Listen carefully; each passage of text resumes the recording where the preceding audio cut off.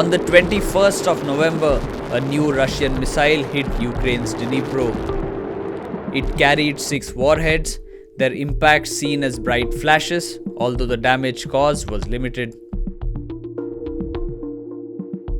Oreshnik, the new intermediate range ballistic missile or IRBM fired by Russia, dropped multiple payloads across the targeted area.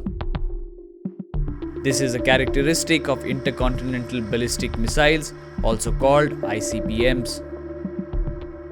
The IRBM has 2 stages and a payload called MIRV that contains multiple warheads. So the ballistic missile launches and takes everything up into space, and the first stage falls away, and then the second rocket motor falls away, and then you just have the bus kind of drifting in space.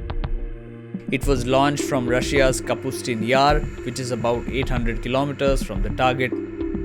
The military base at Kapustin Yar is where Russia tests its missiles. And once the missile was launched and the 2 stages separated, the missile makes its way from outer space to the Earth's atmosphere. That's when the MIRV bus uses its thrusters to aim the warheads for the strike. After releasing all the warheads, the carrier falls. This is what the ICBMs do. But in this case, Russia used the bus to deliver conventional weapons. If you hear about a missile with multiple warheads, and that the multiple warheads can be placed against different targets, the way they do that is by a bus that maneuvers in space and drops things. What the Russians have done is taken that basic idea of a bus and they've married it to conventional weapons. And they've used it to deliver conventional weapons, really, I think, for the first time in history.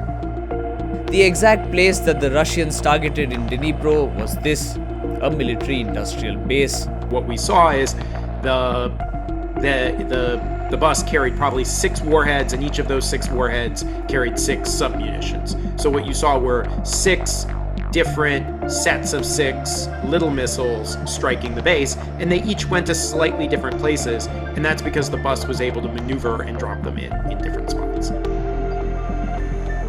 This is a new capability, but it is not a capability that represents a dramatic change in the way that conventional weapons are developed. It's a series of old technologies that have been put together in a new way. The 2 largest pieces of debris were part of its warhead bus, which sits atop the booster and eventually drops the warheads from space onto their targets.